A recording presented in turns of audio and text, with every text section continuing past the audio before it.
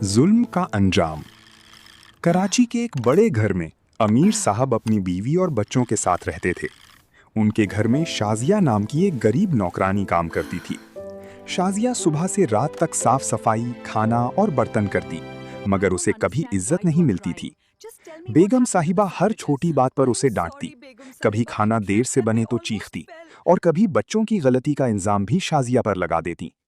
एक दिन शाजिया बुखार में भी काम कर रही थी, लेकिन किसी ने उसकी हालत ना पूछी। रात को अमीर साहब का छोटा बेटा सीढ़ियों से फिसल गया। शाजिया ने फौरन उसे बचाया और हॉस्पिटल ले जाने में मदद की। तब सबको एहसास हुआ कि जिस लड़की को वो जलील समझते थे, वही सबसे ज्यादा वफादार थी।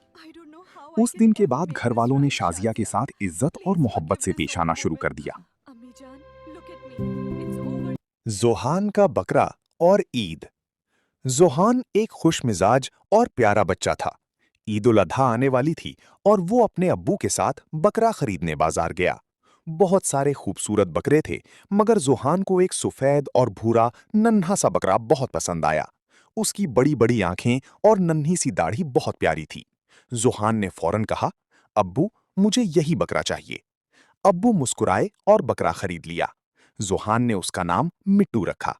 हर रोज वो मिट्टू को घास खिलाता, पानी पिलाता और उसके साथ खेलता। मिट्टू भी जोहान के पीछे पीछे चलता था। एक दिन जोहान की छोटी बहन आयशा डर गई क्योंकि मिट्टू जोर से मैं करने लगा। जोहान हंसकर बोला, डरो नहीं, मिट्टू तो हमारा दोस्त है। आखिरकार ईद का दिन आ गया। सुबह सबने नए कपड़े पहने, नमाज ईद अदा की और अल्लाह की रजा के लिए कुर्बानी की। जोहान ने दुआ मांगी, या अल्लाह सब लोगों की ईद खुशियों भरी बना दे। कुर्बानी का गोश्त गरीबों में तकसीम किया गया। जोहान बहुत खुश था क्योंकि उसने सीखा कि ईद सिर्फ खुशी नहीं, बल्कि दूसरों के साथ मोहब्बत और मदद बांटने का नाम है। अबीहा, देखो मेरे पास कितनी प्यारी गाड़ी है। क्या आपने इससे खेलना है? वाह अलियान, यह तो बहुत प्यारी है। लेकिन आप तो इससे खेल रहे थे, क्या मैं ले सकती हूँ? हाँ बिल्कुल, प्यारी नबी सावा की हदीस है ना कि आपस में तोहफे दिया करो, इससे मोहब्बत बढ़ती है और शेयरिंग करना तो बहुत अच्छी बात है। आप मेरी गरी से खेलो, मैं आपकी बुक पढ़ लेता हूँ। जाज़ाकल्लाह अलियान, आप कितने अच्छे भाई हो।